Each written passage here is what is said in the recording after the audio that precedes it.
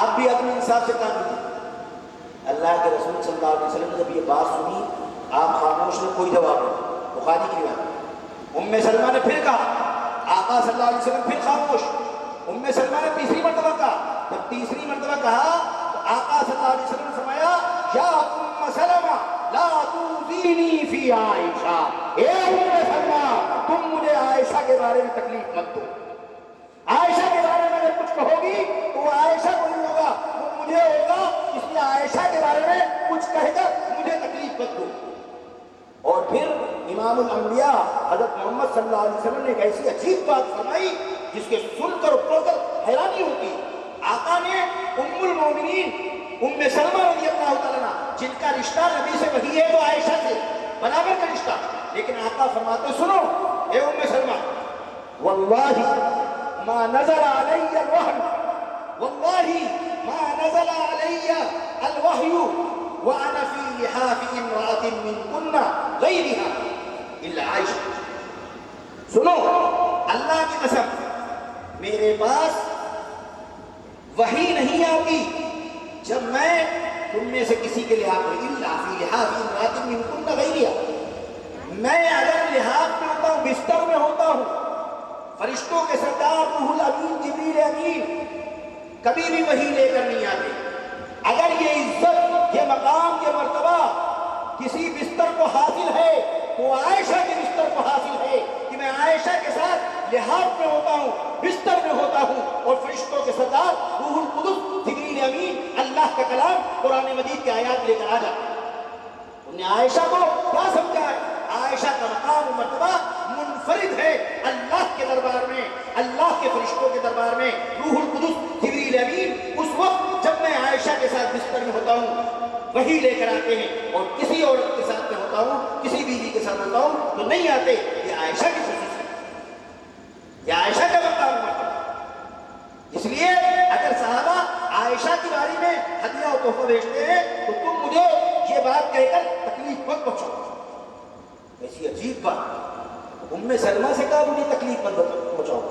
آج کا کوئی مولوی نام نہاد اہل بیت کی محبت کا نعرہ لگا کر نبی پاک صلی اللہ تعالیٰ علیہ وسلم کی زوجہ طاہرہ مطہرہ کے بارے میں ایسی بات کہہ رہا ہے جو گستاخی والی ہے، تو وہ عائشہ کو بعد میں کہہ رہا ہے، پہلے نبی کو کہہ رہا ہے، پہلے نبی کو تکلیف پہنچانا ہے۔ اس کو حق نہیں ہے کہ وہ اپنا تعلق امام الانبیاء حضرت محمد صلی اللہ علیہ وسلم سے کسی بھی درجے میں قائم کرے اور وابستہ کرے، حق نہیں۔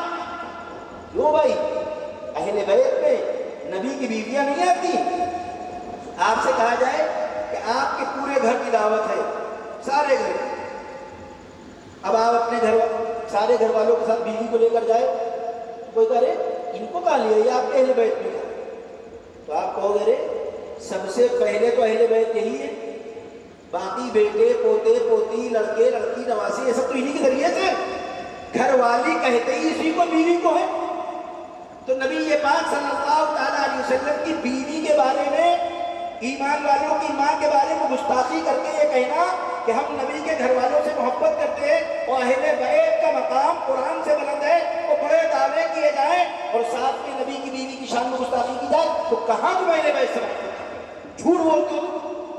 اور میں بتاؤں، یہ میں نے ایک بخاری کی روایت پڑھی، مسلم کی روایت کی ہے، اسی واقعے کا ذکر ہے، لیکن اس میں یہ ذکر ہے کہ جب ام سلمہ سے اللہ کے نبی نے یہ کہہ دیا تو بیویاں خاموش نہیں بیٹھ گئی، کچھ دن کے بعد حضرت فاطمہ کے پاس آئی، یہ نبی کی بیٹی ہیں، یہ تو جگر گوشہ ہیں نبی کی، نبی ان سے سب سے زیادہ محبت کرتے ہیں، ان کو تیار کیا اور ان سے کہا کہ آپ محمد صلی اللہ علیہ وسلم کے پاس جائیے اور جا کر کہیے کہ سب کو ہدیہ دیا کرے صحابہ، وہ عدل کا تقاضا کر رہے ہیں۔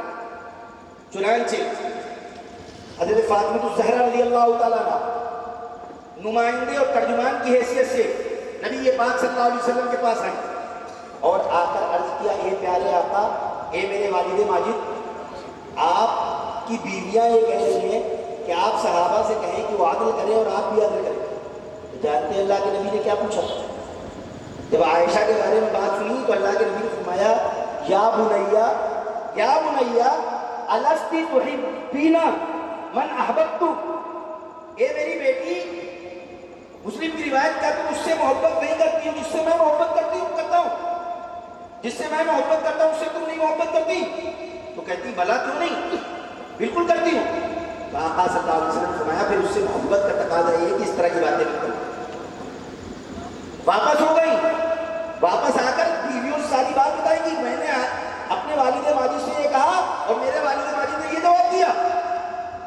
تو بیویاں کہتی کہ نہیں آپ صحیح سے بات کر نہیں پائی، ذرا اس طرح کریے، ذرا اس طرح کریے۔ تو کہتی ہیں واللہ لا اکلم فیہا ابدا، اللہ کی قسم اب میں کبھی بھی اس طرح کی بات آقا صلی اللہ علیہ وسلم کے سامنے نہیں کروں گی۔ میرے باپ کو تکلیف ہوگی، عائشہ سے محبت کرنے کے لیے میرے والد نے مجھ سے کہا ہے، میں پہلے ہی سے محبت کرتی ہوں، اب تو مجھے اور ہدایت مل گئی۔